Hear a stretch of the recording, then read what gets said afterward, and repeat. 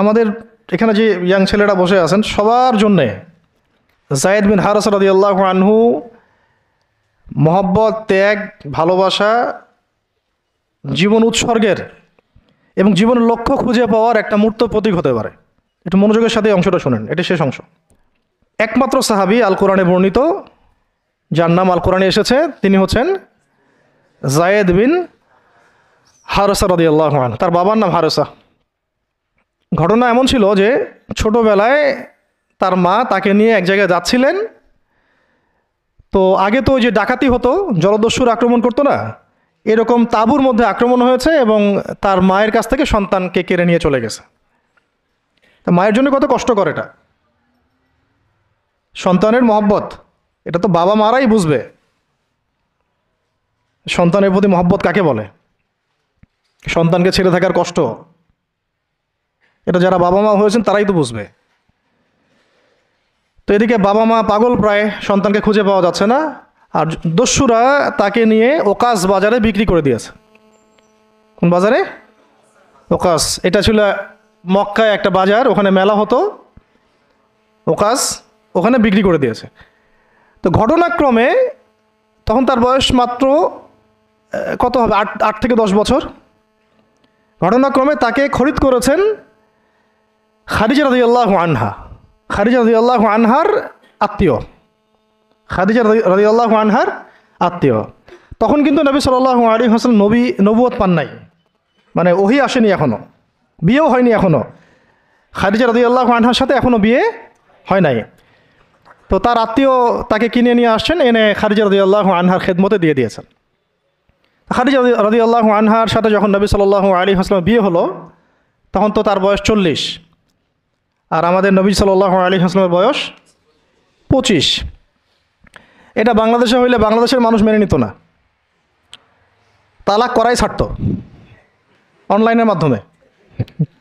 কথা বুঝতে পারছেন? যদিও দুজন সুখী, যদিও ধরেন দুজন সুখী একে অপরকে পেয়ে, এখন যদি আমাদের এখানে কোনো ভাই 40 বছর বয়সের কোনো মেয়েকে বিয়ে করে যার নিজের বয়স হচ্ছে 20 বা 25, তো সমাজই ওকে তালাক দেওয়া ছাড়বে, যদিও সে ওই মেয়ের সাথে সুখী। হ্যাঁ, মানে বিয়ে কেন্দ্রিক যত জাহালাত এগুলোই দূর হয় নাই সমাজ থেকে এখনও। রাসূল সাল্লাল্লাহু আলাইহি ওয়াসাল্লামের সাথে বিয়ে হলো, বিয়ে হওয়ার পরে এমন হয় না যে আপনি কাউকে বিয়ে করেছেন এবং তাকে খুব পছন্দ হয়েছে, দুজনকে পেয়ে সন্তুষ্ট আর কি, তেমন আপনি চান না তাকে কিছু হাদিয়া দিতে, হাদিয়া তোহফা দিতে মন চাবে না? হাদিয়া দিয়ে কি আবার কেউ ফেরত নেয়? তো হাদিয়া তোহফা দিতে তো মন চাবে। তো খাদিজা রাদিয়াল্লাহু আনহা হাদিয়া দিচ্ছেন নবী সাল্লাল্লাহু আলাইহি ওয়াসাল্লামকে যে হে মুহাম্মদ, আমার খুব প্রিয় একজন দাস আছে, আমার খুব প্রিয় একজন দাস আছে, এবং তার চেহারা দেখেই আমি বুঝতে পারি যে সে খুব বুদ্ধিমান এবং সে খুব সৎ। চেহারা দেখলে বোঝা যায় না মানুষের? চেহারা কিন্তু কথা বলে, চেহারাও কথা বলে, তবে দেখার চোখ থাকতে হবে, দেখার মতো চোখ থাকতে হবে। গুনাহের চোখ দিয়ে তো কারো চেহারা পড়ার সুযোগই নাই।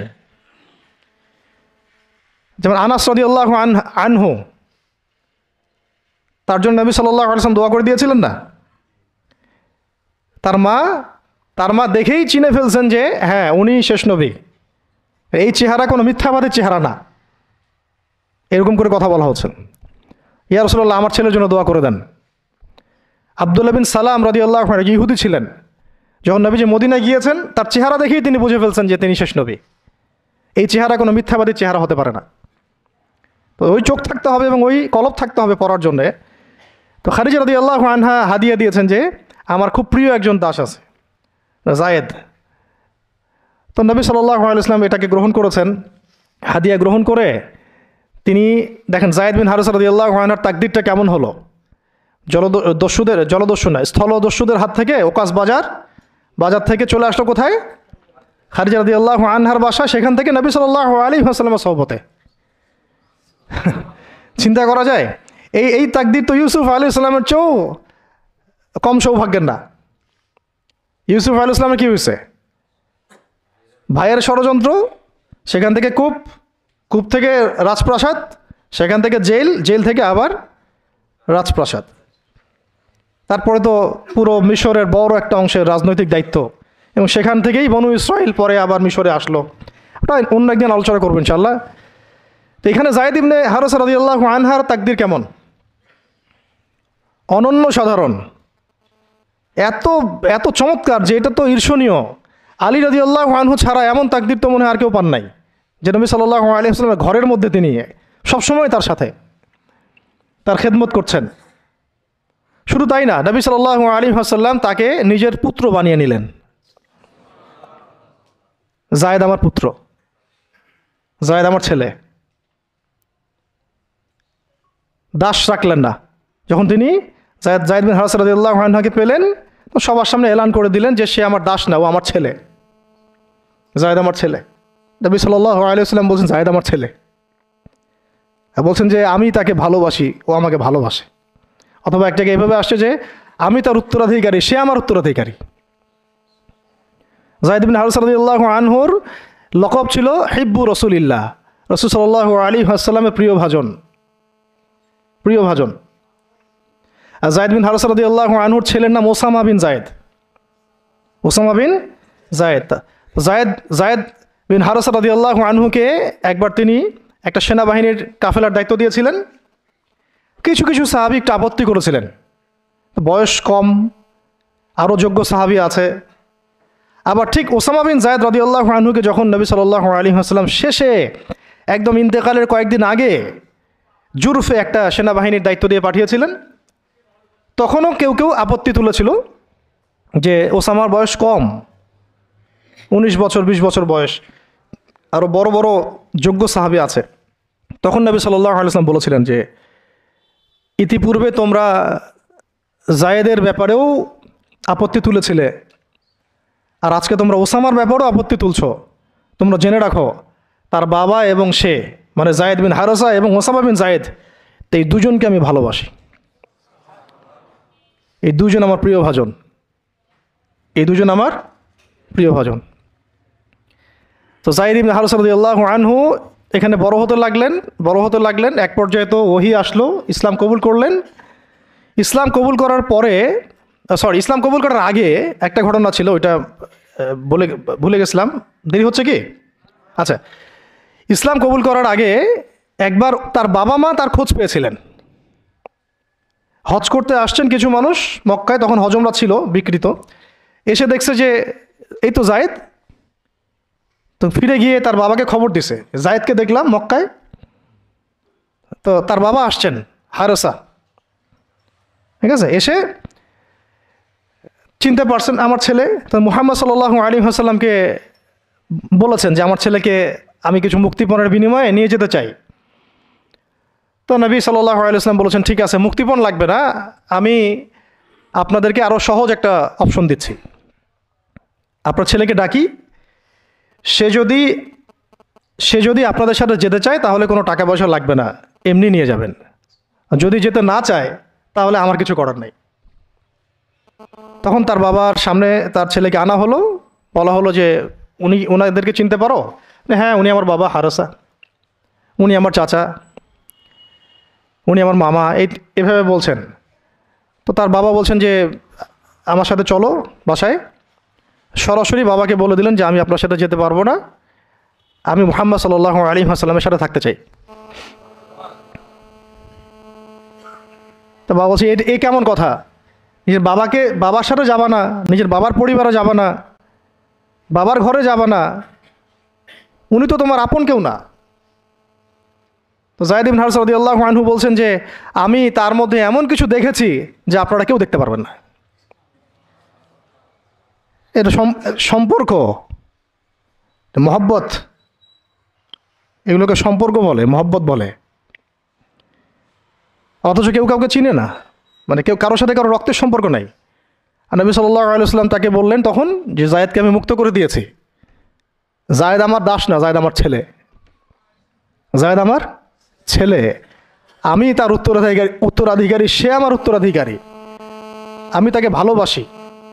তার উপাধি হয়ে গেল হিব্বু রাসূলিল্লাহ, রাসূলের প্রিয় ভাজন। সবাই তাকে এই নামে ডাকা শুরু করলো, রাসূলের প্রিয় ভাজন, রাসূল তাকে ভালোবাসে।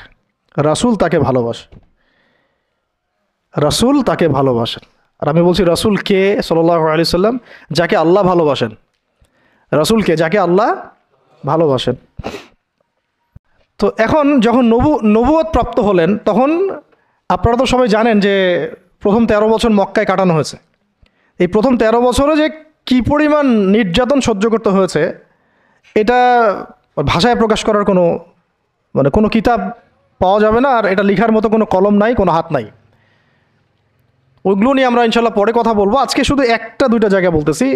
একটা সফর ছিল তায়েফের সফর। কিসের সফর? এই যে হুট করে শুনলেন তায়েফের সফর। তায়েফের সফরের আগে 10 বছর আছে। এই 10 বছরে এত নির্মম নির্যাতন সহ্য করতে হয়েছে, যেটা তায়েফ পর্যন্ত যেতে রাসূল সাল্লাল্লাহু আলাইহি ওয়াসাল্লামকে বাধ্য করেছে। মক্কার অবস্থা কোন ঠাসা, মানে অত্যাচার হতে হতে হতে হতে এমন একটা অবস্থা, সাহাবীদেরকে চোখের সামনে শহীদ করা হচ্ছে। বেলাল রাদিয়াল্লাহু আনহুকে এইভাবে নির্যাতন করা হচ্ছে। সুমাইয়া রাদিয়াল্লাহু আনহাকে মেরে ফেলা হলো, শহীদ করা হলো। গরিব সাহাবীদেরকে নির্যাতনের স্টিম রোলার চালা দেওয়া হচ্ছে। এক পর্যায়ে বাধ্য হয়ে অনেক সাহাবী আবিসিনিয়াতে চলে গেলেন, ইথিওপিয়ায়। আবার 3 বছর নবী সাল্লাল্লাহু আলাইহি ওয়াসাল্লাম এবং বনু হাশেমকে বয়কট করা হলো, মনে আছে? একদম বয়কট করা হলো 3 বছর। গাছের ছাল পাতা খেয়ে সাহাবীরা থাকা শুরু করলেন। চতুর্দিক থেকে রাস্তা বন্ধ, সামাজিক নির্যাতন, রাজনৈতিক নির্যাতন, গালিগালাজ, আপনজনদের গীবত, তহমত, একেবারে পাথর নিক্ষিপ্ত চলতেছেই চতুর্দিক থেকে। আবু লাহাব, আবু জেহেল, আবু সুফিয়ান সবাই উঠে পড়ে লাগছে। পুরো সমাজ বিরুদ্ধে চলে গেছে। এরকম হালত বোঝার জন্যও ওইরকম সিচুয়েশন ফেস করা দরকার। এটা পড়ি আমরা তো এগুলো পড়ি, এগুলো তো আমরা বুঝি না, উপলব্ধি করতে পারি না, কারণ আমরা এই ফেজগুলো দিয়ে যাই নাই। যারা টুকটাক গিয়েছেন তারা কিছুটা আঁচ করতে পারেন। এবার এরকম একটা অবস্থায় যখন চতুর্দিক থেকে রাস্তাটা বন্ধ মনে হচ্ছে, তখন নবী সাল্লাল্লাহু আলাইহি ওয়াসাল্লাম তায়েফে গিয়েছিলেন তায়েফের 3টা বড় বড় গোত্রকে দাওয়াত দিতে। উদ্দেশ্য হচ্ছে তায়েফবাসী যদি ইসলাম কবুল করত, তাহলে মক্কার এই কুরাইশদের বিরুদ্ধে একটা বড় সাপোর্ট পাওয়া যেত। ঠিক আছে? এটা কিন্তু একটা হিজরতও, এটাও কিন্তু একটা হিজরত। এর আগে একটা হিজরত হয়েছে আবিসিনিয়াতে, তায়েফেও। এটাতে ওই সাফল্যটা আসে নাই, তায়েফবাসী ইসলাম কবুল করে নাই। পরবর্তীতে আল্লাহ পাক মদিনাবাসীকে কবুল করেছেন। ওগুলো আমরা পরে আস্তে আস্তে আলোচনা আনবো ইনশাআল্লাহ। আজকে শুধু এতটুকু বলছি তায়েফের কথাটা। এইখানে সময়টা চিন্তা করবেন, সময়টা ছিল জুন জুলাই মাস, জুন বা জুলাই মাসের মতো অবস্থা। মানে কাঠ ফাটা রোদ বলতে আমরা যা বুঝি, প্রচণ্ড রোদ, প্রচণ্ড গরম, মরুভূমির উত্তপ্ত একটা অবস্থা। এই অবস্থায় মক্কা থেকে তায়েফের ডিস্টেন্স হচ্ছে প্রায় 100 কিলোমিটার, প্রায় 100 কিলোমিটার। যারা তায়েফে গিয়েছেন তারা হয়তো জানবেন, এটা পাহাড়, মাটির নিচ থেকে তায়েফ শহরটা দেখা যায়। এই যে পাহাড়ের গা বেয়ে যে উঠতে হয়, এখন তো গাড়ি আসছে, গাড়ির যুগ, এই গাড়ি দিয়ে উঠতেও এই নিচ থেকে উপর পর্যন্ত 40 কিলোমিটার, পাহাড়ের গা বেয়েই 40 কিলোমিটার রাস্তা এইভাবে সফর করে করে করে করে তায়েফের শহরের উপরে পৌঁছাতে হয়। এই কাজটা নবী সাল্লাল্লাহু আলাইহি ওয়াসাল্লাম তার সময় করেছেন পায়ে হেঁটে, তাও জুন জুলাই মাসের মতো উত্তপ্ত অবস্থায়, গরমের অবস্থায়। এবং এই সফরে নবী সাল্লাল্লাহু আলাইহি ওয়াসাল্লামের সাথে মাত্র একজন সাহাবী ছিলেন। সেই সাহাবীর নাম যায়েদ ইবনে হারেসা রাদিয়াল্লাহু আনহু, আর কেউ না, রাসূলের প্রিয় ভাজন। তাহলে বুঝতে পারছেন কত কত কাছের সম্পর্ক। আর কেউ না, কোনো সাহাবী না, যায়েদ ইবনে হারেসা রাদিয়াল্লাহু। ঠিক যেমন গারে সাওরে কেউ নাই, কোনো সাহাবী নাই, কে আছেন? আবু বকর রাদিয়াল্লাহু আনহু। আয়েশা রাদিয়াল্লাহু আনহা বলতেন মাঝে মাঝে যে যদি রাসূল সাল্লাল্লাহু আলাইহি ওয়াসাল্লাম জীবিত থাকতেন, তাহলে যায়েদ ইবনে হারেসা রাদিয়াল্লাহু আনহুকে মনে হয় তিনি তার পরবর্তী স্থলাভিষিক্ত হিসেবেই ঘোষণা করে দিয়ে যেতেন। এত ভালোবাসতেন তিনি তাকে, মনে হতো যেন যায়েদ বিন হারেসা রাদিয়াল্লাহু আনহুকে তিনি পরবর্তী স্থলাভিষিক্ত করে দিয়ে যাবেন, এত ভালোবাসতেন। যখন যায়েদ ইবনে হারেসা কোনো সফর থেকে ফিরত, আমি আয়েশা রাদিয়াল্লাহু আনহা বলছেন, আমি রাসূল সাল্লাল্লাহু আলাইহি ওয়াসাল্লামকে এত মানে কি একটা বলছে গ্রিটিংস বলি না আমরা, অভিবাদন, এত ব্যস্ত হয়ে অস্থির হয়ে আলিঙ্গন করতে দেখি নাই যেমনটা যায়েদ ইবনে হারেসার ক্ষেত্রে তিনি করতেন। বহু সফরে তিনি তাকে পাঠিয়েছেন, সারিয়া অভিযানে। সারিয়া মানে যে সফরগুলোতে আমাদের নবীজি নিজে যান নাই কিন্তু সাহাবীদেরকে পাঠিয়েছেন, কোনো সামরিক অভিযান, এটাকে বলা হয় সারিয়া। আর গাজওয়া হচ্ছে এমন যুদ্ধ যেখানে নবীজি নিজে গিয়েছেন, অ্যাজ এ কমান্ডার উপস্থিত ছিলেন।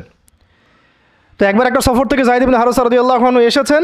আয়েশা রাদিয়াল্লাহু আনহা বলছেন তার গায়ে, আমাদের নবীজির গায়ে সতরটা কোনো রকম ঢাকা ছিল, উপরে পোশাক নাই, মানে গায়ের উপরের পোশাকটা তিনি পরেনই নাই। এই অবস্থাতে তিনি আয়েশা রাদিয়াল্লাহু আনহার ঘরে ছিলেন।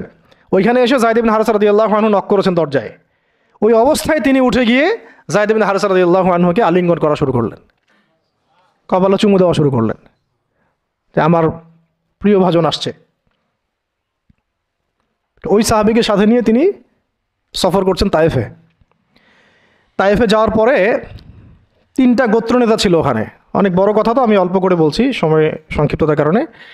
একটা গোত্রনেতার নাম হচ্ছে আবদে ইয়ালাইল। এর আন্ডারে বহু মানুষ ছিল। যদি সে ইসলাম কবুল করতো তাহলে ওই সবাই ইসলাম কবুল করতো, সে করে নাই। একটা গোত্রনেতার নাম ছিল আবদে মাসউদ। তার আন্ডারে বহু মানুষ ছিল এবং ধনী ধনী বড় বড় ধনী ব্যবসায়ী, রাজনীতিবিদ, সে ইসলাম কবুল করে নাই। আরেকটা লোক ছিল, তার নাম হাবিব বিন আমর, এই 3 নাম্বার গোত্রনেতা। তো সেও ইসলাম কবুল করে নাই। ইসলাম কবুল না করার কারণে এই 3টা গোত্রনেতার কাছ থেকে, আপনারা কি মনে করেছেন একদিন দাওয়াত দেওয়া হয়েছে? প্রায় 1 মাস নবী সাল্লাল্লাহু আলাইহি ওয়াসাল্লাম এই তাইফের এই ময়দানে ছিলেন, দাওয়াতের ময়দানে। কোনো কিতাবে আসছে 10 দিন, কোনো কিতাবে আসছে 15 দিন, 17 দিন, কিন্তু অ্যাপ্রক্সিমেটলি 1 মাস। এটা বিভিন্ন সিরাতের কিতাবে আসছে। এই 1টা মাস তাইফে থাকা, খাওয়া দাওয়া তো আল্লাহ ভালো জানেন কি হয়েছে। তার সাথে একজন মাত্র সাহাবী, দরজায় দরজায় দাওয়াত দেয়া, এবং সবাই দাওয়াত রিফিউজ করলো। বড় বড় 3টা গোত্রনেতাও রিফিউজ করে দিল।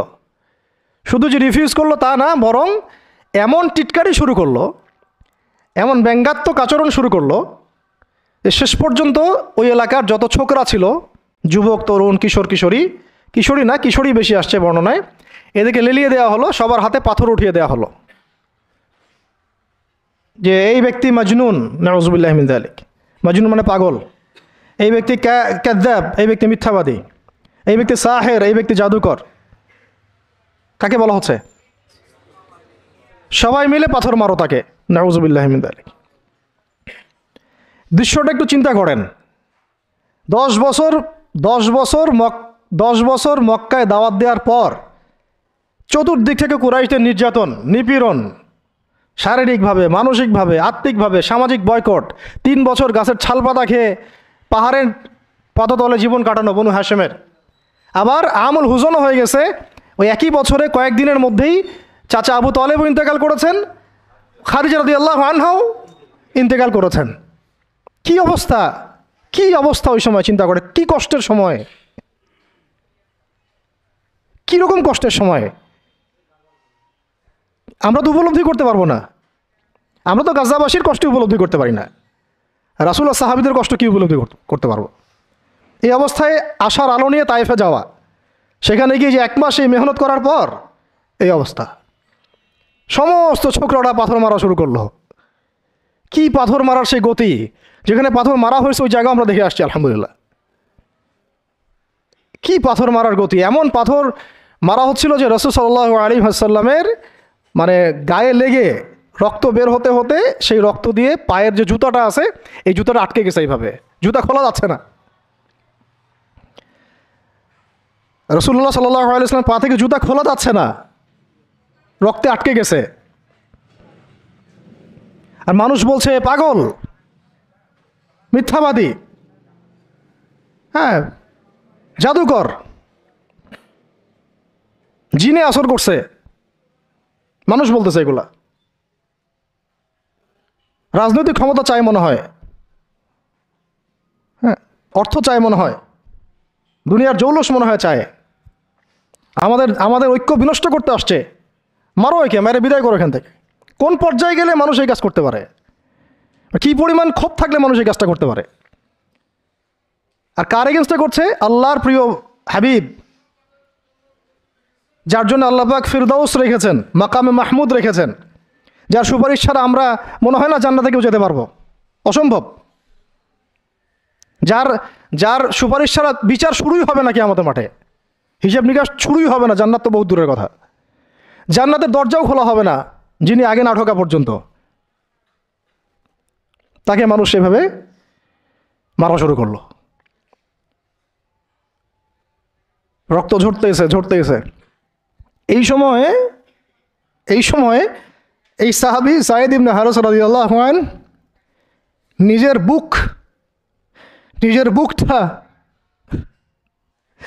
বুকটা নবী সাল্লাল্লাহু আলাইহি ওয়াসাল্লামের সামনে এইভাবে দিয়েছেন যে যতগুলো পাথর আসবে আমার গায়ে যেন লাগে, আমার নবীর গায়ে না লাগে।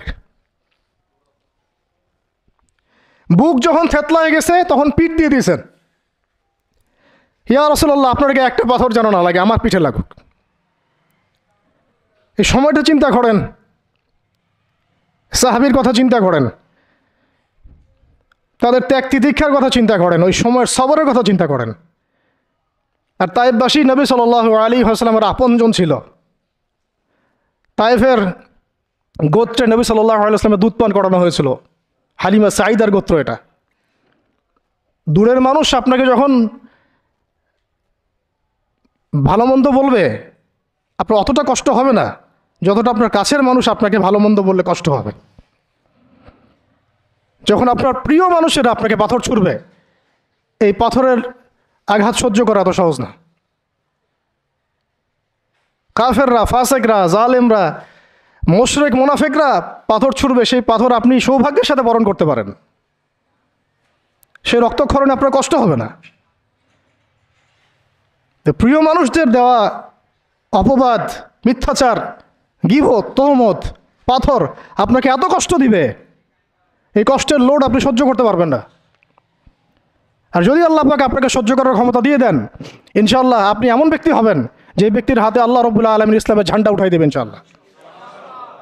এবং ইনশাআল্লাহ যাকে আল্লাহ রাব্বুল আলামিন পুরো কওমের জন্য কবুল করবেন ইনশাআল্লাহ।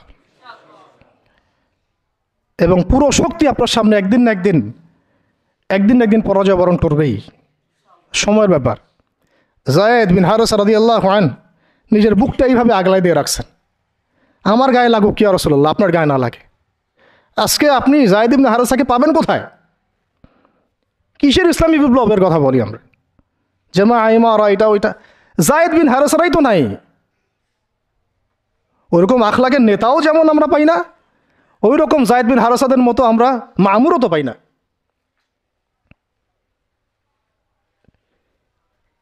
বরং এখন তো এমন যুগ চলতেছে যে মানুষ সামান্য দুনিয়াবী স্বার্থের কারণে, সামান্য দুনিয়াবী স্বার্থ, একটু মোহ, একটু দাম্ভিকতা, একটু অহংকার, একটু জিদ, একটু রাগ, একটু ক্ষোভ ইত্যাদির কারণে মানুষ, নিজের প্রিয় মানুষ আপনাকে মানুষের হাতে উঠাই দিতে পারে।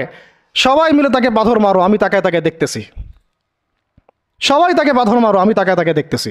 যেন নিজের প্রিয় মানুষকে পাথর মারলে এটা দেখলে আপনার মনে আরো শান্তি আসতেছে। কিভাবে আপনি আপনার প্রিয় মানুষকে হাজারো লক্ষ মানুষের হাতে উঠাই দিতে পারেন, যে মানুষটা তাকে ধর্ষণ করবে, ছিঁড়ে খাবে, পাথর মেরে থাতলা করবে, আবার আপনি তাকে মহব্বতের দাবিও করেন? কিসের মহব্বত? মহব্বত কাকে বলে? মহব্বত তো এইটা যেটা যায়েদ ইবনে হারেসা রাদিয়াল্লাহু আনহু করেছেন। এটা কি মহব্বত না? এইরকম মহব্বতের নিদর্শন কি আমাদের মধ্যে আছে? কাকে মহব্বত বলা হয় আসলে? আপনারা দৃশ্যটা চিন্তা করেন, এগুলো সিরাতের কিতাবে মওজুদ, পড়েন। নিজের বুকটা তিনি আগলায় দিয়ে রাখছেন। ঠিক এরকমই উহুদের মাঠেও নিজের বুক আগলায় দিয়ে রাখছেন তালহা রাদিয়াল্লাহু আনহু। দূর থেকে একটার পর একটা তীর আসতেছে, ওনার গায়ে লাগতেছে। তীরের আঘাত কি চারটাখানি কথা? সাদ বিন আবি ওয়াক্কাস রাদিয়াল্লাহু আনহু পিঠ দিয়ে রাখছেন, ইয়া রাসূলুল্লাহ আপনার গায়ে যেন না লাগে। তোমরা জীবন্ত শহীদ দেখতে চাও? তালহাকে দেখো, 70-এর বেশি আঘাত তার গায়ে ছিল উহুদের দিন। সাদ বিন আবি ওয়াক্কাস রাদিয়াল্লাহু আনহুকে নবীজি বলছেন যে হে সাদ, তীর ছুঁড়ো, তোমার জন্যে আমার পিতামাতা কুরবান হয়ে যাক। কোনো সাহাবীর জন্য নবীজি এমন কথা বলেন নাই যে তোমার জন্য আমার পিতামাতা কুরবান হয়ে যাক। এবং সাহাবীরা বলতেন, ইয়া রাসূলুল্লাহ, আপনার জন্য আমার পিতামাতা কুরবান হয়ে যাক। একমাত্র সাহাবী সাদ বিন আবি ওয়াক্কাস রাদিয়াল্লাহু আনহুর জন্য নবী সাল্লাল্লাহু আলাইহি ওয়াসাল্লাম এই কথা বলেছেন। ওই ময়দানে উম্মে ওমারাও ছিলেন, মহিলা সাহাবী, অনবরত তীর ছুঁড়েছেন রাসূলের গায়ে যেন আঘাত না লাগে। ওই ময়দানে হানজালা ছিলেন, ছুটতে ছুটতে আবু সুফিয়ান পর্যন্ত পৌঁছে গিয়েছেন। ওই অবস্থায় তার শাহাদাত হয়ে গেছে, তাকে মারতে পারেন নাই, উল্টা তার গায়ে আঘাত লেগে গেছিল। গাসাসুল মালাইকা, শহীদ হওয়ার পরে দেখা যায় তার দেহটা মাটি থেকে উপরে উঠে আসে আর দেহ থেকে পানি ঝরতেছে। নবীজি জিজ্ঞাসা করা হলো তার এই হালত কেন? নবী সাল্লাল্লাহু আলাইহি ওয়াসাল্লাম বললেন যে গত রাত্রে স্ত্রীর সাথে ছিল, সে জিহাদের ডাক আসছে, ওই ওই ওই বিছানা থেকে চলে আসছে, বেচারা বিছানা থেকে এখানে চলে আসছে। হানজালা রাদিয়াল্লাহু আনহু শহীদ হয়ে গেছে, ফেরেশতারা তাকে গোসল দিচ্ছেন, এই যে পানি দেখা যাচ্ছে। ওই মাঠে সাদ বিন রবি রাদিয়াল্লাহু আনহু ছিলেন, একদম শেষ নিঃশ্বাস যাচ্ছে যাচ্ছে তার অবস্থা। আমাদের নবীজি বললেন, সাদ বিন রবিকে খুঁজে বের করো, সে আমার প্রিয় ভাজন, তাকে খুঁজে বের করো। খুঁজতে গিয়ে দেখা গেল যে তিনি এইরকম একটা হালত, ৬০-৭০টা আঘাতের চিহ্ন নিয়ে প্রায় যান যাচ্ছে যাচ্ছে অবস্থা। তো সাহাবী বললেন, হে সাদ, রাসূল সাল্লাল্লাহু আলাইহি ওয়াসাল্লাম তোমাকে সালাম দিয়েছেন। রাসূল তোমাকে সালাম দিয়েছেন আর জিজ্ঞাসা করছেন তুমি কেমন অনুভব করতেছো এখন? সাদ বিন রবি বলছেন, রাসূলের কাছে আমার সালাম পৌঁছে দিও, আর আল্লাহর কসম আমি জান্নাতের ঘ্রাণ পাচ্ছি এখন। এটা বলতে বলতে তার শাহাদাত হয়ে যায়। আর তিনি বলতে বলতে একটা কথা শেষে বলে গিয়েছিলেন যে আমি চলে যাওয়ার পরে, তিনি আনসারদের নেতা ছিলেন, আমি চলে যাওয়ার পর তোমরা থাকা অবস্থায় যদি মুহাম্মদ সাল্লাল্লাহু আলাইহি ওয়াসাল্লামের গায়ে একটা আঁচড়ও লাগে, তোমরা আল্লাহর সামনে কোনো হুজ্জাত দিতে পারবা না। আমি চলে যাওয়ার পরে যদি মুহাম্মদ সাল্লাল্লাহু আলাইহি ওয়াসাল্লামের গায়ে একটা আঁচড়ও লাগে, তোমরা আল্লাহর সামনে কোনো হুজ্জাত দিতে পারবা না। আর আমরাও তো এখন দুনিয়াতে বেঁচে আছি, আমাদের নবী সাল্লাল্লাহু আলাইহি ওয়াসাল্লামের গায়ে কী না লাগতেছে, আমরা কী বা করতে পারতেছি। কত সাহাবী। একটা কথা বলতে ভুলে গেছিলাম, যায়েদ বিন হারেসা রাদিয়াল্লাহু আনহু, ইসলামের পরে যে ভাই ভাই সম্পর্ক করে দেওয়া হয়েছিল, দিনী ভাই, যায়েদ বিন হারেসা রাদিয়াল্লাহু আনহু দিনী ভাই ছিলেন হামজা রাদিয়াল্লাহু আনহু, সাইয়্যিদুশ শুহাদা। তার হালত আমরা দেখেছি উহুদের মাঠে, এমন সিংহ যার সামনে কেউ লড়াই করতে পারে না। আর আল্লাহর যে সিংহদের সামনে কাফেররা পেরে ওঠে না, পিছন থেকে আঘাত করে, তাকেও পিছন থেকে আঘাত করা হয়েছে। বর্ষা বের হয়ে গেছে নাভির নিচ দিয়ে, ওই অবস্থায় মারতে আসছিলেন তিনি, ওয়াহশী তাকে শহীদ করেছিল।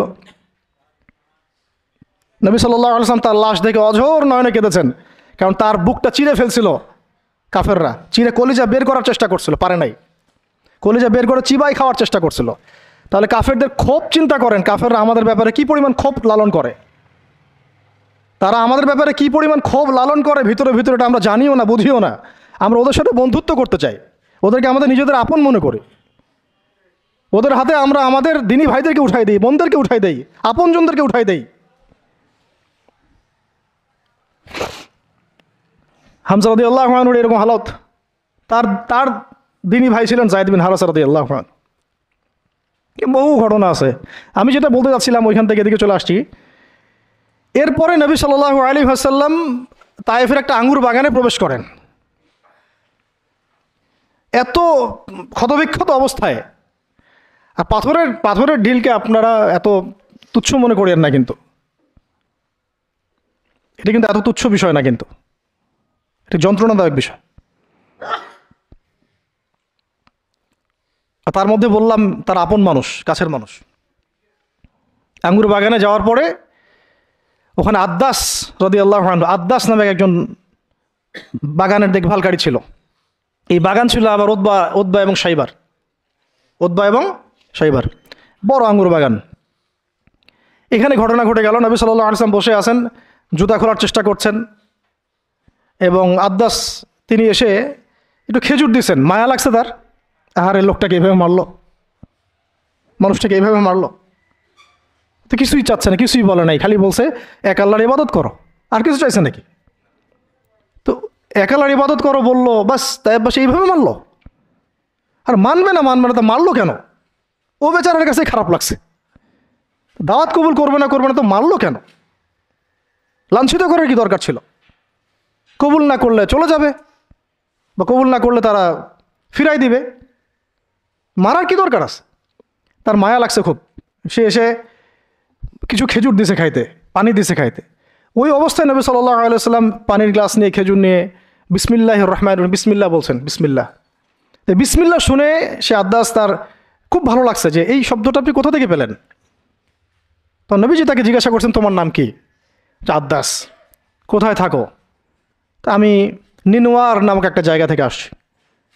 তো এটা শুনে নবী সাল্লাল্লাহু আলাইহি সাল্লাম বলছেন যে, ও আচ্ছা, তার মানে তুমি আমার ভাই ইউনুসের এলাকার মানুষ। তুমি আমার ভাই ইউনুসের এলাকার মানুষ। আচ্ছা, আপনি কীভাবে ইউনুসকে চিনেন? ইউনুস আমার ভাই, নবীগণ সবাই বৈমাত্রিক ভাই, আমি আল্লাহ রসুল, সেও আল্লাহ নবী। তখন তিনি ইসলাম কবুল করেন। আদ্দাস রাদিয়াল্লাহু, তার নামে ওখানে এখনও মসজিদ আছে। হ্যাঁ, ওখানে আপনারা গিয়ে দেখবেন মসজিদ আছে। এই জায়গায় যায়েদ বিন হারেস রাদিয়াল্লাহু আনহুর ভূমিকাটা দেখেন। এবার নবী সাল্লাল্লাহু আলাইহি ওয়াসাল্লাম ওই জায়গায় বসে দোয়া করতেছেন। এটা শেষ অংশ, দোয়া করতেছেন। এই দোয়ার লফজ যদি আরবি বুঝতে পারতেন,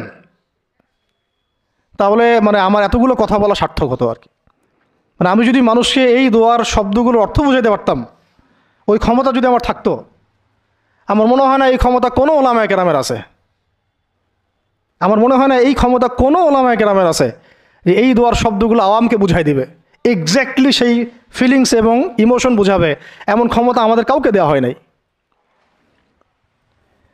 শুধু এই অনুভূতিগুলো বোঝার জন্য হলেও আরবি শেখা দরকার আপনাদের, আমাদের সবারই। এগুলো অনুভূতিগুলো বোঝার জন্য হলেও আমাদের আরবি শেখা দরকার। মোনাজাতে মাকবুল কিতাবেও দোয়াটা আছে।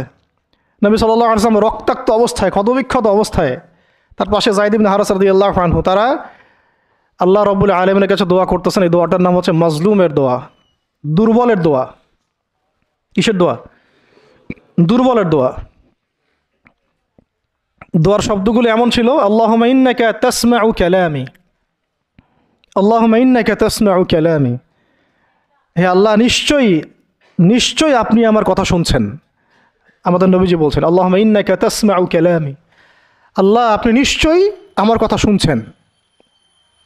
ওয়া তারা মাকানি, এবং আমার যে মাকান, আমার অবস্থা আপনি দেখছেন। ওয়া তা'লামু সিররি ওয়া আলানিয়াতি, আল্লাহ আপনি আমার বাহিরের অবস্থাও জানেন, ভিতরের অবস্থাও জানেন। আমার বাহিরের হালতও আপনি জানেন, ভিতরের হালতও আপনি জানেন, প্রকাশ্য অবস্থা আপনি জানেন, গোপন অবস্থা আপনি জানেন। তা'লামু সিররি ওয়া আলানিয়াতি লা ইয়াখফা আলাইকা শাইউম মিন আমরি, আমার কোনো কাজই আপনার কাছে গোপন না।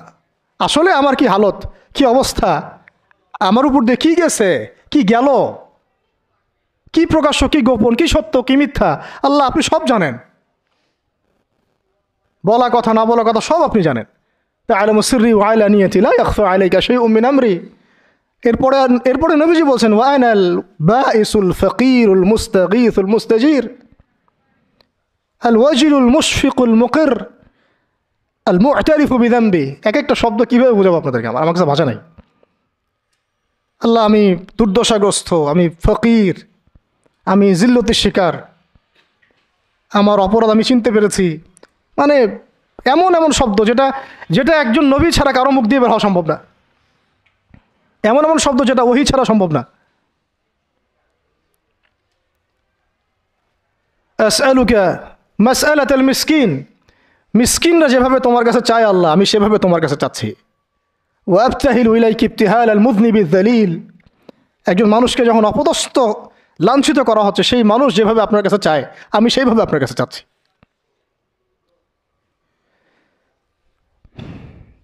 আরও অনেক শব্দ আছে, মাঝখানে লাইন আছে। একটা জায়গায় আছে অনেক বড় দোয়া, আল্লাহুম্মা ইয়া খায়রাল মাসউলিন ইয়া খায়রাল মু'তিন ইলাইকা আশকু দু'ফা কুওয়াতি। এই অংশটা সব কিতাবেই আছে সিরাতের। আল্লাহুম্মা ইলাইকা আশকু দু'ফা কুওয়াতি, আল্লাহ আমি তোমার কাছে আমার শক্তির অক্ষমতা প্রকাশ করতেছি, মানে আমার যে শক্তি নাই এখন, তাইবাসী আমার সাথে এগুলো করলো, আমার তো শক্তি নাই এখন, আমার এই শক্তির অক্ষমতা আল্লাহ আমি তোমার কাছে প্রকাশ করতেছি।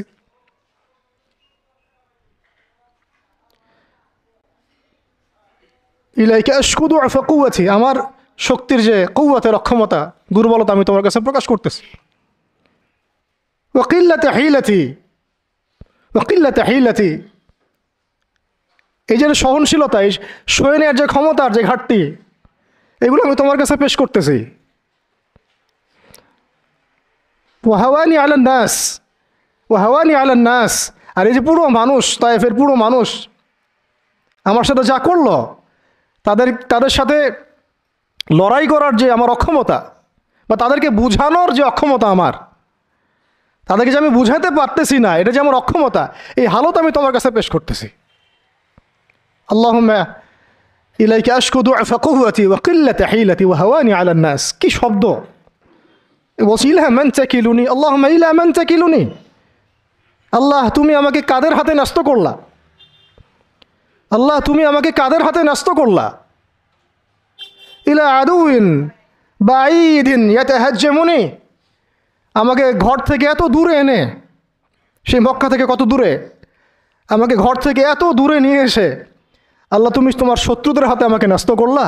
ইয়াতাহাজ্জামুনি, যারা চতুর্দিক থেকে আমাকে পাথর মারতেছে। কি আবেগ দোয়ার মধ্যে, কি ভাষা, কি লফজ! ইলা আদুইন বাঈদিন ইয়াতাহাজ্জামুনি, তুমি আমাকে আল্লাহ ঘর থেকে বের করে এত দূরে নিয়ে আসলা, শত্রুদের হাতে সোপর্দ করলা, তারা আমাকে চতুর্দিক থেকে পাথর মারতেছে।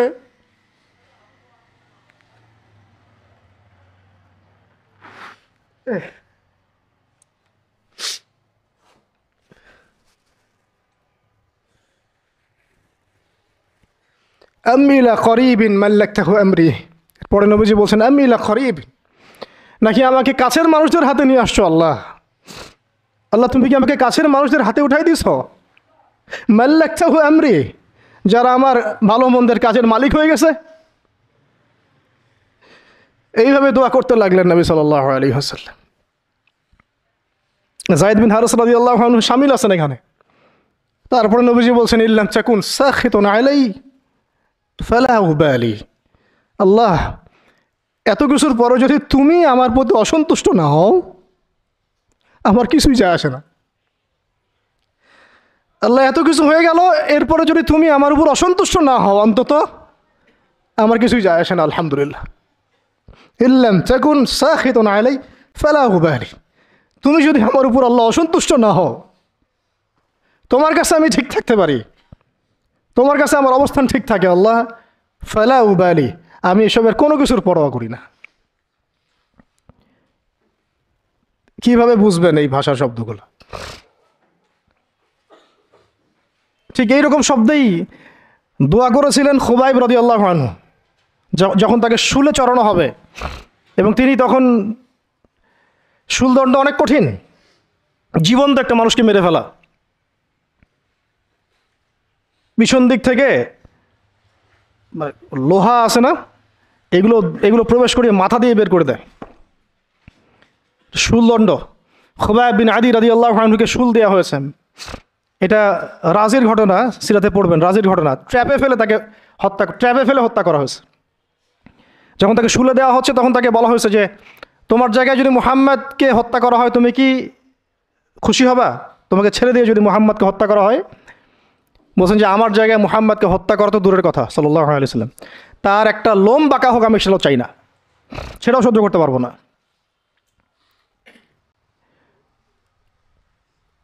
এরপর তিনি বলছিলেন, এই যে আমি বললাম ইল্লাম তাকুন সাখিতুন আলাইয়া ফালা উবালি, এরকম দোয়া খুবাইব রাদিয়াল্লাহু আনহু করেছেন। তিনি বলছিলেন তখন, লাস্তু উবালি হিনা উক্তালু মুসলিমান, লাস্তু উবালি হিনা উক্তালু মুসলিমান, যখন আমাকে মুসলমান হিসেবে শহীদ করে দেওয়া হচ্ছে আমি কোনো পরোয়াই করি না।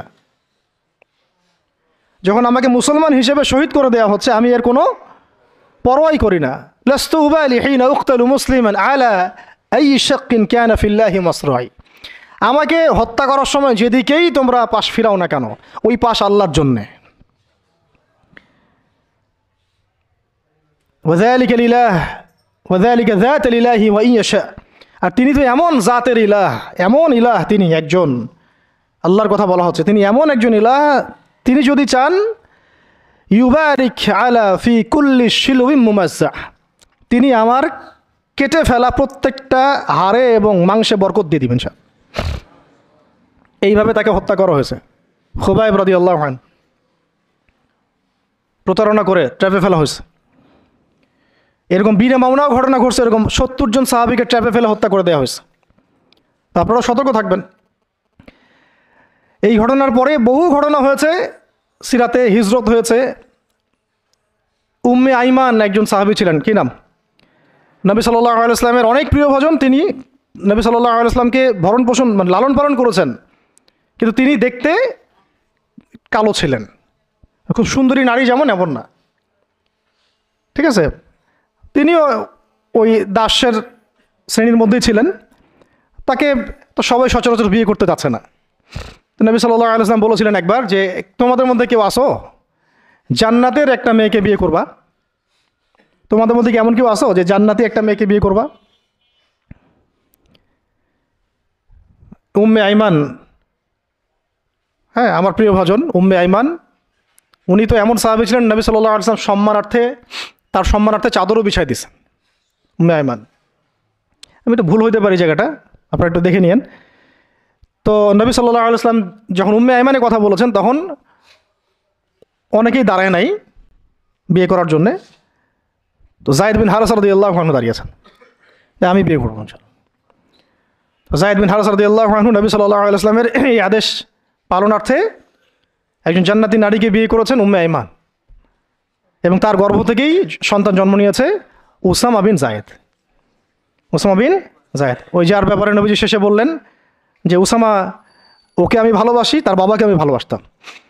আরও একটা ঘটনা আছে, উসামা বিন যায়েদ রাদিয়াল্লাহু আনহুকে যখন আবু বকর রাদিয়াল্লাহু আনহু আবার মিশনে পাঠাচ্ছিলেন, কোন মিশনটা যেটা অসমাপ্ত ছিল, নবী সাল্লাল্লাহু আলাইহি ওয়াসাল্লামের ইন্তেকালের সময় ও মিশনটা থেকে তারা ফিরে আসেন।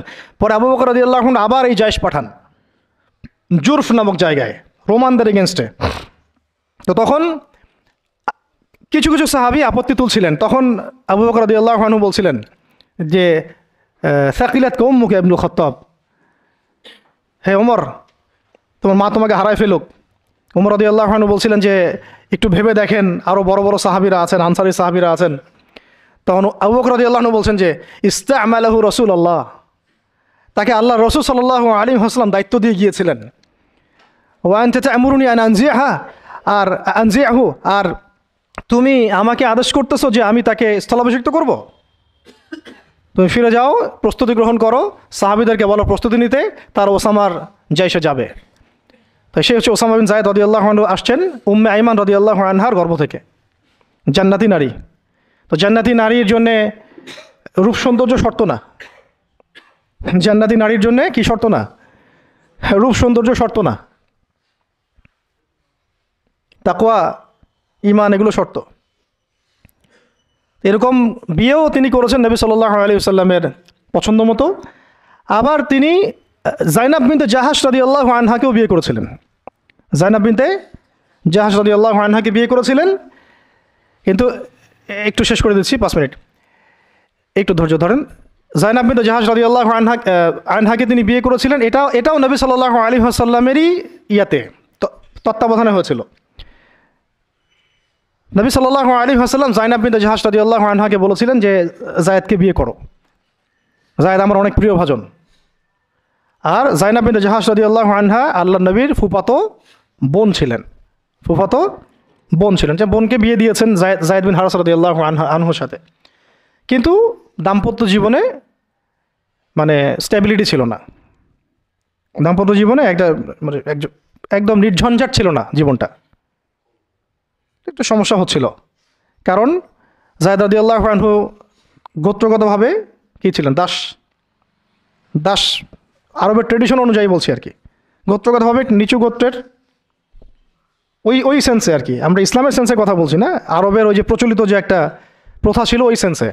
আর জাইনাব বিনতে জাহাশ রাদিয়াল্লাহু আনহা উচ্চ বংশের, তা আন্ডারস্ট্যান্ডিংয়ে একটু প্রবলেম হতে পারে, হচ্ছিল এটা। ভুলেও কখনো কোনো সাহাবী সম্পর্কে সমালোচনা করবেন না, এটা আমাদের আহলুস সুন্নাহ ওয়াল জামাআর আকীদা উসুল নয়। কোনো সাহাবী সম্পর্কে না, সাহাবীদের মধ্যে যা হয় হয়ে যাক, যুদ্ধও যদি হয়ে যায় তবুও সমালোচনা করা যাবে না, এই আকীদা যেন ঠিক থাকে। যারাই সাহাবীদের সমালোচনা করে তারা আহলুস সুন্নাহ ওয়াল জামাআতের আকীদা থেকে সরে গেছে। তো এখানে সাহাবীদের কোনো সমালোচনার সুযোগ নাই। কিন্তু দাম্পত্য জীবনে মনোমালিন্য হচ্ছিল, এটা খুব স্বাভাবিক বিষয়। বহু সাহাবীর জীবনে এমন অনেক ঘটনাই ঘটেছে, একাধিক বিয়ে, একাধিক তালাক, একাধিক অনেক কিছু হয়েছে। এটা মানুষ হতে পারে, কখনো ভ্যালিড কারণ থাকতে পারে, কখনো মানুষ শয়তানের প্ররোচনা থাকতে পারে, কখনো জিন শয়তানের প্ররোচনা থাকতে পারে, কখনো আরও অন্য কিছু হতে পারে। তো যাই হোক, এখন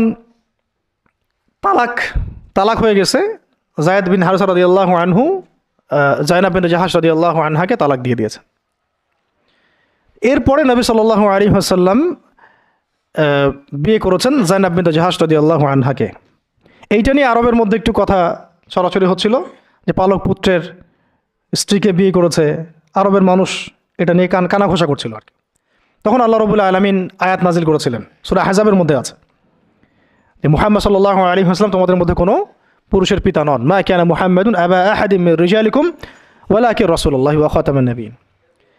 আর এই সূরার মধ্যেই মনে হয় 37 নম্বর আয়াতে, 36 বা 37 নম্বর আয়াতের দিকে যায়েদ রাদিয়াল্লাহু আনহুর এই ঘটনা আছে। যখন যায়েদ তালাক দিল, তুমি চক্ষু লজ্জা করলে, মানুষকে লজ্জা করলে, কিন্তু আল্লাহ রাব্বুল আলামিন বিধানদাতা, তিনি বিধান দিলেন যে পালক পুত্রের বিষয়টা আরবরা যেভাবে ডিল করে সেটা আল্লাহ রাব্বুল আলামিনের ওহী নয় বা আল্লাহ পাকের বিধান নয়। এটা বিস্তারিত পড়তে পারবেন। তো এটাও একটা ঘটনা ঘটে গিয়েছিল। এরপর শেষ কথা হলো, শেষ যেটা পয়েন্ট সেটা হচ্ছে এরপরে অষ্টম হিজরতের অষ্টম বছর একটা বিশাল ঘটনা ঘটে গেল যে একজন সাহাবী, তার নাম হারিস বিন উমাইয়া। নাম কি? হারিস বিন উমাইয়া। তাকে নবী সাল্লাল্লাহু আলাইহি ওয়াসাল্লাম চিঠি দিয়েছেন একটা। চিঠি দিয়ে, শেষ অংশ, চিঠি দিয়ে তিনি পাঠিয়েছেন, যাও গাসসান নামক জায়গায় যাও। কোথায়? গাসসান। এটা জর্ডান আছে না, জর্ডান, এই জর্ডানের একটা জায়গা হলো গাসসান। এই গাসসান নামক জায়গায় যাও, সেখানে একজন গভর্নর আছে, তার নাম সুরাহাবিল। কি নাম? তাকে এই পত্রটা দিবা, দিয়ে ইসলাম কবুল করতে বলবা। তো হারিস বিন উমাইয়া রাদিয়াল্লাহু আনহু গিয়েছেন। এবার এরা এত বেশি উদ্ধত ছিল, সাহাবীকে ধরে হত্যা করে দিয়েছে। নাউজুবিল্লাহ। তিনি কিন্তু রাষ্ট্রদূতকে হত্যা করা তো জঘন্য অপরাধ, এমনিতেই অপরাধ, তার মধ্যে রাসূলের রাষ্ট্রদূত সাহাবী, তিনি, তাকে এভাবে হত্যা করে দেওয়া হলো। কয়জন সাহাবীকে হত্যা করলো? কয়জন? এর আগে আমি একটা ঘটনা বলছিলাম না, বনু কাইনুকার ঘটনা। একজন নারী সাহাবীকে টিস করেছিল, আরেকজন সাহাবী প্রতিবাদ করেছিলেন, সেই সাহাবীকে মেরে ফেলা হয়, হত্যা করা হয়, শহীদ করা হয়। নবী সাল্লাল্লাহু আলাইহি ওয়াসাল্লাম পুরা বনু কাইনুকার সাথে যুদ্ধ করেছেন। এখানেও দেখেন একজন সাহাবী হারিস বিন উমাইয়া রাদিয়াল্লাহু আনহুকে হত্যা করা হলো। এবার নবী সাল্লাল্লাহু আলাইহি ওয়াসাল্লাম 3000 সেনাবাহিনী গঠন করলেন। কত হাজার? আচ্ছা, এখন শুনেন, আমি একটা দলিল দিতে চাইলাম যে দেখেন, সারা বিশ্বে চায়নার কথা বলেন, সিরিয়ার কথা বলেন, রোহিঙ্গাদের কথা বলেন, আরাকানের কথা বলেন, আপনি কাশ্মীরের কথা বলেন, আফগানের কথা বলেন, তারপরে এই যে আফ্রিকার কন্টিনেন্টের কথা বলেন, আফ্রিকা, মালি, নাইজেরিয়া, সোমালিয়া, আর মধ্যপ্রাচ্যের কথা আর কী বলবো, Yemen, Libya, Jordan, Lebanon, Palestine, Gaza, এই সারা বিশ্বে যত মুসলমান আছে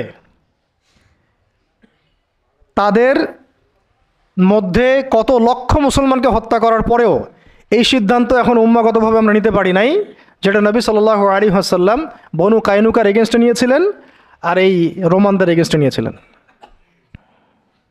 একজন নারী সাহাবীকে শ্লীলতাহানি করা, আরেকজন সাহাবী তাকে বাঁচাতে এসে তার পক্ষে প্রতিবাদ করায়, তাকে হত্যা করা, এবং নবী সাল্লাল্লাহু আলাইহি ওয়াসাল্লাম পুরা বনু কাইনুকাকে উচ্ছেদ করলেন।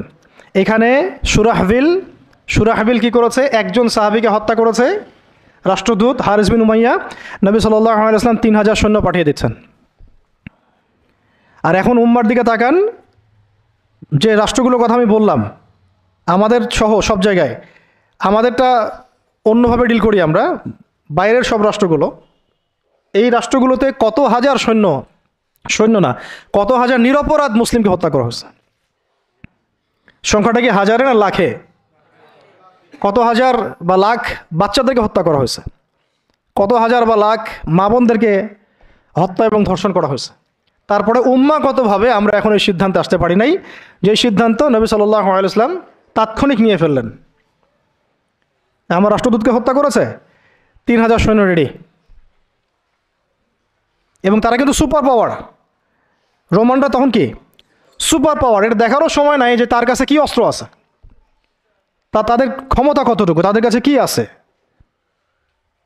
তাদের সৈন্য সংখ্যা কত, আয়তন সংখ্যা কত, ওদের অর্থনীতি কত সমৃদ্ধ, কোনো কিছুর পরোয়া সাহাবায়ে কেরাম করেন নাই। 3000 সৈন্য রেডি করে এই বাহিনীর পতাকা হাতে তুলে দিলেন সাহাবী যায়েদ ইবনে হারেসা রাদিয়াল্লাহু আনহুর হাতে। কার হাতে? চিন্তা করেন, তায়েফের সাথী, রাসূল সাল্লাল্লাহু আলাইহি ওয়াসাল্লাম প্রিয় ভাজন, তায়েফের সাথী, জান্নাতি নারীকে বিয়ে করেছেন, এবং বলে দিলেন যদি জায়েদ শহীদ হয়,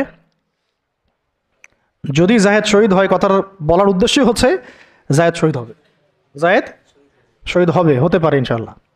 তাহলে পতাকা উঠায় নেবে আবদুল্লাহ বিন রওয়াহা রাদিয়াল্লাহু আনহু। যদি আবদুল্লাহ বিন রওয়াহা শহীদ হয়, পতাকা উঠাই নেবে জাফর ইবনে আবি তালেব। যদি জাফর শহীদ হয় বা আবদুল্লাহ বিন রওয়াহা শহীদ হয়, তাহলে পতাকা তোমাদের মধ্য থেকে কাউকে তোমরা আমির বানায় নিও। হ্যাঁ, পরে ছিল সেখানে খালিদ বিন ওয়ালিদ রাদিয়াল্লাহু আনহু। তো তিনি তখন নতুন নতুন ইসলাম কবুল করেছেন, তাই সবার আগে তাকে আমির করা হয় নাই। তো খালিদ বিন ওয়ালিদ রাদিয়াল্লাহু আনহু প্রায় 100টার মতো যুদ্ধ করেছেন ইসলামের পক্ষে, কোনো যুদ্ধে তিনি হারেন নাই, কোনো যুদ্ধে পরাজয় বরণ করেন নাই। উহুদের যুদ্ধে বিপর্যয় তো তার হাত দিয়ে হয়েছে, তাই না? তো তিনি যুদ্ধ কৌশলে অনেক পারদর্শী খালিদ বিন ওয়ালিদ রাদিয়াল্লাহু আনহু। এখানে আমরা ফোকাস করতেছি একজন সাহাবীর দিকে, বাকি অন্য ঘটনা ইনশাল্লাহ অন্যদিন হবে, আজকে শেষ করে দিচ্ছি।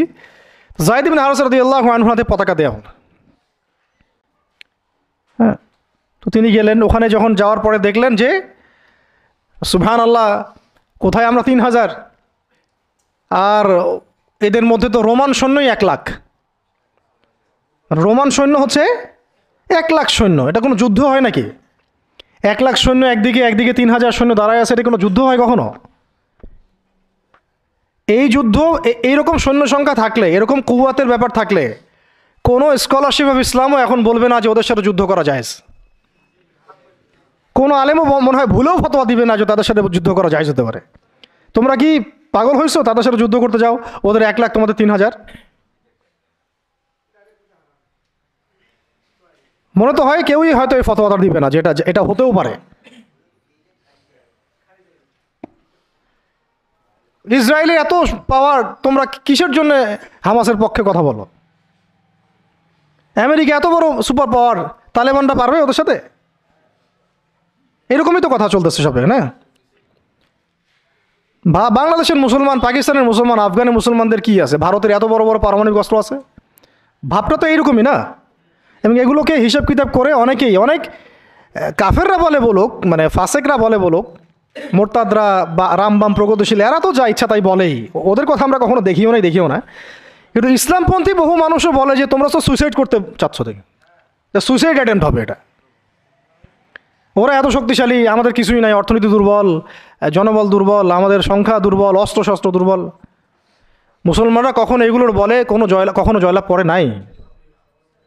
মুসলমানরা জয়লাভ করেছে সবসময় ইমানের বলেই, এটা ছিল মূল হাতিয়ার। তারপরে যুগের প্রয়োজনে আধুনিকতার প্রয়োজন আছে, সেটা ইমান বিবর্জিত না, ইমানটা সবার আগে। ইমানই তো পরাজয়, অস্ত্র দিয়ে তো আর কিছু করতে পারবেন না। এখন যদি আমাদেরকে পারমাণবিক বড় বড় অস্ত্র দিয়ে দেওয়া হয়, তবুও তো মনে হয় যুদ্ধের পথে কেউ হাঁটতে চাবে না, জিহাদের পথে কেউ হাঁটতে চাবে না, বলবে যে এটা তো সুইসাইড অ্যাটেম্প্ট হবে। ওরা তো, ন্যাটো তো এতগুলো দেশের সমন্বয়ে গঠিত, ইসরায়েলের সাথে তো এত কান্ট্রি আছে, তোমাদের সাথে কারা আছে? ইসরায়েলের সাথে এত বড় বড় কান্ট্রি তো আছেই, 50টা 60টা 70টা। হামাসকে তো এখনো নির্মূল করতে পারলো না, পারছে? আমেরিকার সাথে তো এত বড় বড় রাষ্ট্র ছিল, তালেবানদেরকে তো নির্মূল করতে পারে নাই। তো মিসাল তো এখনও দেখা যায় পৃথিবীর বুকে। তো জাতিগতভাবে আমরা ওই জায়গায় হাঁটতেই পারি নাই, ওই ওই পথে আমরা হাঁটতে পারি নাই। শুধু দাওয়াত দিয়ে সারা বিশ্বে খিলাফা কায়েম হবে না। যারা বলে দাওয়াতই একমাত্র মেহনত, শুধুমাত্র দাওয়াত দিয়ে সারা বিশ্বে খিলাফা কায়েম হবে না, ইসলামী ইমারা কায়েম হবে না। আপনারা 100 বছর দাওয়াত দিতে থাকেন, ইমারা কায়েম হবে না। শুধু দাওয়াত দিয়ে রাসূল সাল্লাল্লাহু আলাইহি ওয়াসাল্লাম একেবারে আরব আজম এইটা জয় করেন নাই। দাওয়াতের সাথে জিহাদও ছিল। হ্যাঁ, এটা আলাদা আলোচনা যে এটা শর্ত কী হবে, প্রস্তুতি কী হবে, উসুল কী হবে, এটা আলোচনা করতে চাইলে আলোচনা হতে পারে। আলোচনার তো জায়গায় রাখেন নাই আপনারা, সব তো বন্ধ, তো দরজাই বন্ধ। বরং এগুলো নিয়ে যারাই 2-4টা কথা বলছে ওরা তো শেষ, সমাজই ওদেরকে মেনে নেয় নাই। ইসলামপন্থী ভাই বোনরাই মেনে নেয় নাই, কাফেররা মানা তো বহু দূরের কথা। কাফেররা তাদের মাথার দাম নির্ধারণ করছে আর কি। কিন্তু আস্তে আস্তে বিশ্ব এদিকে যাবেই, আমরা চাই আর না চাই, আমরা যাই আর না চাই, ওয়ার্ল্ড এদিকে যাবে, আখিরুজ্জামান এদিকেই যেতে থাকবে। তো আল্লাহ পাক আমাদের নসিবে যদি এটা থাকে এবং আমাদের উপরে যদি এটা কোনো না কোনোভাবে অবধারিত হয়ে যায়, আল্লাহ পাক আমাদেরকে কুওয়াতের সাথে অংশ নেওয়ার তৌফিক দেন। এবং সব দিক থেকে, আধ্যাত্মিকভাবে, ইমানের দিক থেকে, আমলের দিক থেকে, আখলাকের দিক থেকে, সমাজের দিক থেকে, জ্ঞানের দিক থেকে আল্লাহ পাক ওই রকম চেতনা এবং প্রস্তুতি আমাদের মনের মধ্যে দান করে দেন। প্রস্তুতি তো আগে মনের বিষয়। তো শেষ করতেছি, এবার এই যায়েদ ইবনে হারেসা রাদিয়াল্লাহু আনহু এখানে আলোচনা হচ্ছে, আমরা কি যুদ্ধ কালকে করব, নাকি মদিনা থেকে সৈন্য পাঠাতে বলবো, নাকি আমরা অন্য কোনো পথে যাব, নাকি ব্যাকফুটে যাব, নাকি পত্র পাঠাবো রাসূলকে জানাবো বিষয়টা। তো দেখা গেল পরের দিন সৈন্য 1 লাখ না, সৈন্য 2 লাখ সৈন্য, আরও গাসসানি গোত্রের বিভিন্ন জায়গা থেকে আরবরা আসছে, আরও 1 লাখ। এবার ফতোয়া কোন জায়গায় যাইতো আমরা হইলে? ফতোয়া যাইতো একটা জায়গায়, এখান থেকে পালাই হিজরত করো, এখান থেকে পালাই হিজরত। তোমরা কি জানো না নিজের জান বাঁচানো ফরজ? আর সুবহানাল্লাহ, এমন একটা ব্যাপার জানেন, শয়তানও কোরআন হাদিস থেকে দলিল দিতে পারে। হ্যাঁ, আমার অভিজ্ঞতা থেকে আমি দেখছি, আমার অভিজ্ঞতা থেকেও দেখছি একটা, যে একজনকে বলা হচ্ছিল যে এটা না আপনার আমার মাঝে চুক্তি হয়েছে। হ্যাঁ, তো এই চুক্তি মানতে আপনার অসুবিধা কোথায়? সে বলতেছে যে এই চুক্তি যখন হয়েছে তখন আমি বুঝতে পারি নাই যে কোনটা ঠিক কোনটা বেঠিক। তো এখন বুঝতে পারছি যে এটা ঠিক ছিল না। আর হাদিসে আছে মুমিন এক গর্তে যেন 2 বার না যায়। আমাকে হাদিস দিয়ে দলিল দিয়ে দিল, কি বুঝলেন? তো এমন একটা অবস্থা যে দলিল কোরআন হাদিস থেকে এখন মনে হয় শয়তানও দিতে পারে। আল্লাহ পাক আমাদেরকে হেফাজত করেন। তো আলেমদের সংস্পর্শে থাকতে হয় এই কারণেই, তাহলে আমরা বুঝতে পারবো না যে আসলে কোনটা পরিশুদ্ধ দলিল, গ্রহণযোগ্য দলিল। শেষ কথা হচ্ছে, এবার দেখা গেল 2 লাখ সৈন্য, এখানে আলোচনা হচ্ছে যুদ্ধ হবে কি হবে না। একজন সাহাবী আব্দুল্লাহ বিন রওয়াহা, যিনি কমান্ডার ছিলেন পরে, তিনি বললেন যে তিনি এমন একটা জ্বালাময়ী বক্তব্য দিলেন, ওই বক্তব্য শুনে সাহাবায়ে কেরাম একদম ডিটারমাইন্ড হয়ে গেলেন যে কালকে যুদ্ধ হবে। আমরা চিঠিও পাঠাচ্ছি না, আমরা ফিরেও যাচ্ছি না, মদিনা থেকে আমরা ব্যাকআপ, আমাদের সৈন্য দরকার নাই। বিশাল বক্তব্য ছিল, এটা সিরাতের কিতাবে আছে। শুধু এতটুকু বলতেছি, উনি 2টা লাইন বলেছেন স্পেশালি। একটা হলো যে, হে আমার ভাইরা, আমরা কি উদ্দেশ্যে বাসা থেকে বের হয়েছি আজকে? আমরা কি অর্জনে বের হই নাই? সাহাবীরা বলছেন হ্যাঁ। যদি আমরা কালকে যুদ্ধ করি এবং শহীদ হই, তাহলে আমরা জান্নাতে হুরিন ঈনদের সাথে আমাদের মঞ্জিল, আমাদের বাসস্থান ইনশাআল্লাহ অবধারিত হয়ে যাবে। আর যদি আমরা গাজী হই, তাহলে আমরা সারা জীবন আল্লাহর কাছে সম্মানিত থাকব। আর যদি আমাদের দেহকে কেটে দ্বিখণ্ডিত করে ফেলা হয়, তো এটার জন্যই তো আমরা বাসা থেকে বের হয়েছি। এরকম কয়েকটা কথা উনি বললেন, অল্প কথা। কোনো সাহাবী আর দ্বিতীয় কোনো বাক্য ব্যয় করলেন না। ঠিক আছে, কালকে যুদ্ধ হবে, এমন রক্তক্ষয়ী যুদ্ধ হয়েছে এই 2 লাখের এগেনস্টে 3,000 নিয়ে। সৈন্যদেরকে এমনভাবে বিন্যাস করেছেন সাহাবায়ে কেরাম যে ওদের চোখে মনে হচ্ছিল যে মুসলিমরা অনেক,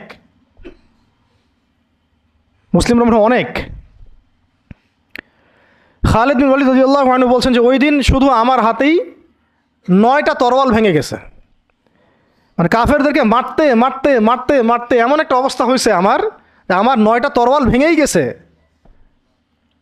তাহলে কতজন কাফেরকে তিনি জাহান্নামে পাঠাইছেন সেটা আপনারা চিন্তা করেন। শেষে ছোট নাকি একটা ইয়েমেনের চাকু ছিল, ওই ছোট একটা চাকু দিয়ে আমি যুদ্ধ করছি। এটা বলছেন কে? খালিদ বিন ওয়ালিদ রাদিয়াল্লাহু আনহু। প্রথমে পতাকা যায়েদ বিন হারেসা রাদিয়াল্লাহু আনহুর হাতে ছিল। ওনার ঘোড়া উনি ছুটিয়েছেন, শত্রু বাহিনীর যে এই সারিগুলো কাতারগুলো এটাকে ভেদ করে সামনে চলে গেছেন। তার যতগুলো আঘাত সবগুলো দেহের সামনের দিকে বেশি, পিছনের দিকে নাই। মানে পিছন থেকে আক্রমণ করতে তাকে পারতেছে না। আর যে মানুষ তায়েফের বুকে পাথর নিয়ে এখানে আসছেন, যে মানুষের জীবনে এত চড়াই উতরাই চলে গেছে, এবং যে মানুষ তার প্রিয়তমাকেও ছাড়তে হলো, সেই মানুষের জন্য শাহাদাতের চেয়ে সৌভাগ্যের আর কী হতে পারে, আর কাঙ্ক্ষিত আর কী হতে পারে? দুনিয়া তো তার দেখা শেষ। তিনি তো এখন চাচ্ছেন জান্নাতে যেতে। এই মাঠ থেকে যেন তিনি ফিরতেই চাচ্ছেন না। আর যেহেতু নবী সাল্লাল্লাহু আলাইহি ওয়াসাল্লাম বলেছেন যদি যায়েদ শহীদ হয় তাহলে তুমি পতাকা নিও, তো তিনি তো জানেন তিনি আর ফিরবেন না। আর কোনো সাহাবী ফেরার জন্য কখনো ময়দানে যান নাই। তো তিনি সেখানে শহীদ হয়ে যান। তার গায়ে প্রায় 50টা আঘাতের চিহ্ন ছিল। দূর থেকে একটা বর্ষাও কিন্তু খুব কঠিন বিষয়। একটা লোহার বর্ষা গায়ের ভিতর ঢুকে যাওয়া এত চারটাখানি কথা না।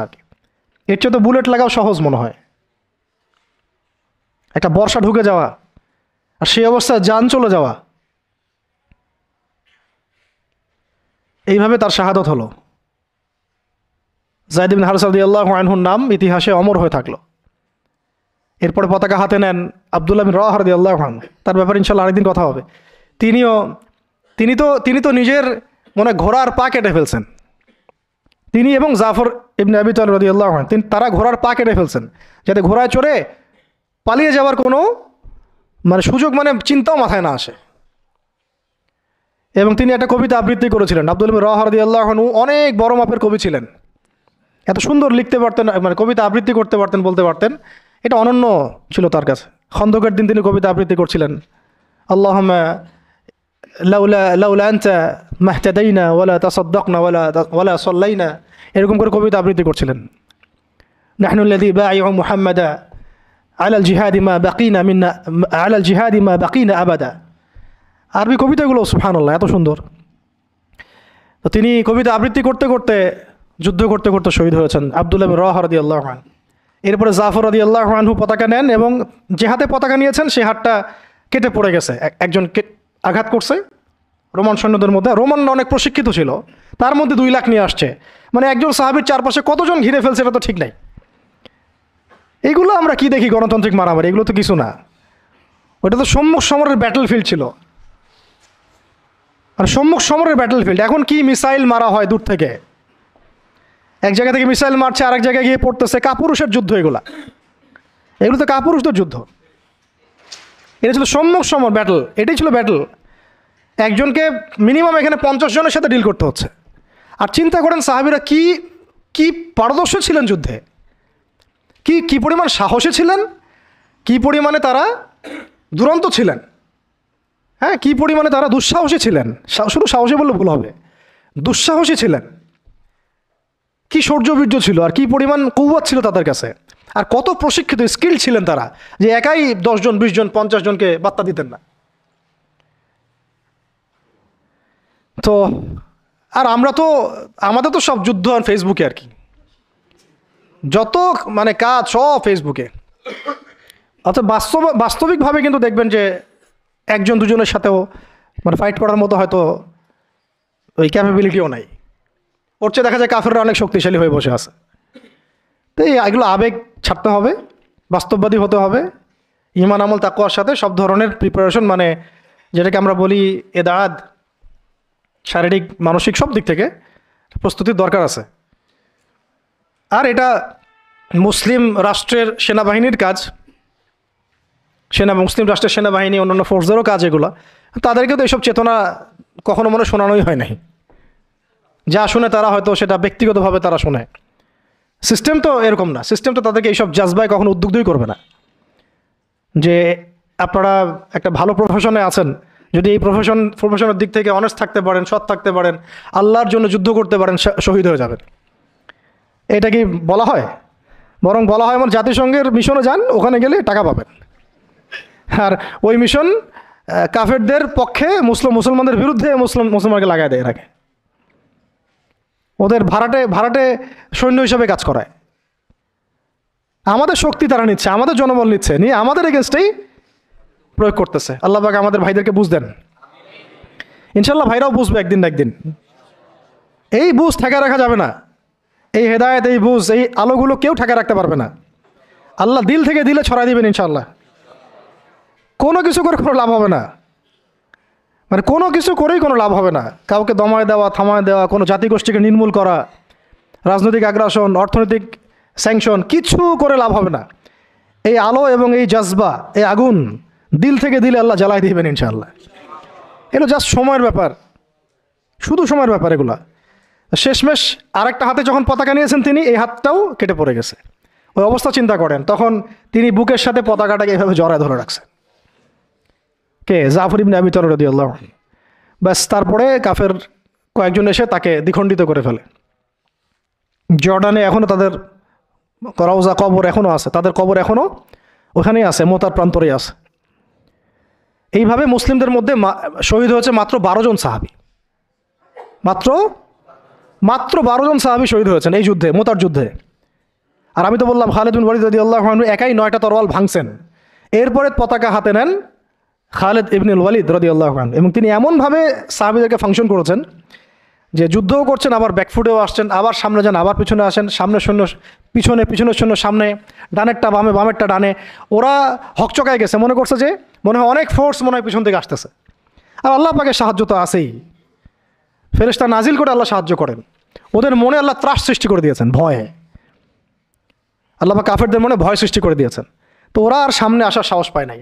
আস্তে আস্তে এই বাহিনী পিছাতে মদিনা পর্যন্ত চলে আসছে। এটা মুতার বিশাল ঘটনা, মুতার যুদ্ধ। এই যুদ্ধে আমরা যায়েদ ইবনে হারেসা রাদিয়াল্লাহু আনহুকে দেখলাম, সেই তায়েফের সাথী, সেই ছোটবেলার সাথী, পালক পুত্র, সেখান থেকে মুক্ত হয়ে হিব্বু রাসূলিল্লাহ, হ্যাঁ, রাসূলের শানে, রাসূলের সম্মান, ভালোবাসার প্রমাণ দেওয়ার জন্য নিজের বুক উজাড় করে দিয়েছেন।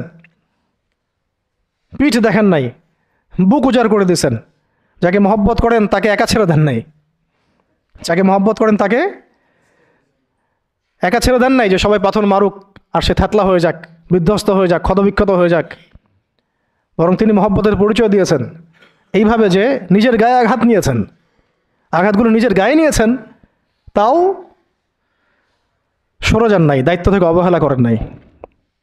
প্রকৃতপক্ষে এটাই হলো মহব্বতের পরিচয়। এমন মহব্বত যদি তাকদীরে নসিব হয়, অবশ্যই দুনিয়াতে আপনারা বা যে কেউ সৌভাগ্যবান। আর যদি এটা নসিব না হয়, এটাও একদিক থেকে আপনি সৌভাগ্যবান যে আপনি দুনিয়ার আসল হাকিকত বুঝতে পেরেছেন, যে পরকালটা ঠিক এমনই হবে, পরকালটা ঠিক এমনই হবে, কবরটা এমনই হবে, হাসরটা এমনই হবে, মিজানটা এমনই হবে, পুলসিরাতটা এমনই হবে। ইয়াউমা ইয়াফিরুল মারউ মিন আখিহি ওয়া উম্মিহি ওয়া আবিহি ওয়া সাহিবাতিহি ওয়া বানিহি লিকুল্লি ইমরিন মিনহুম ইয়াউমাইযিন শা'নু ইউগনি। সেদিন প্রত্যেকেই যার যার নফস নিয়ে থাকবে। শেষ কথা হচ্ছে, রাসূল সাল্লাল্লাহু আলাইহি ওয়াসাল্লামের কাছে এই খবরগুলো আসতে থাকলো যে যায়েদ শহীদ হলো, জাফর শহীদ হলো, আব্দুল্লাহ বিন রওয়াহা শহীদ হলো। নবী সাল্লাল্লাহু আলাইহি ওয়াসাল্লাম ছুটে গিয়ে যায়েদ রাদিয়াল্লাহু আনহুর ছোট্ট মেয়েকে কোলে নিয়েছেন, নিয়ে কান্না শুরু করছেন। সাহাবীরা বলছেন, ইয়া রাসূলুল্লাহ, আপনিও কান্না করেন? তো নবীজি বলছেন যে এটা রহমত, আল্লাহর রহমত। আল্লাহ পাক যাকে ইচ্ছা তাকে এই রহমত দেন, কাঁদতে পারাটাও রহমত।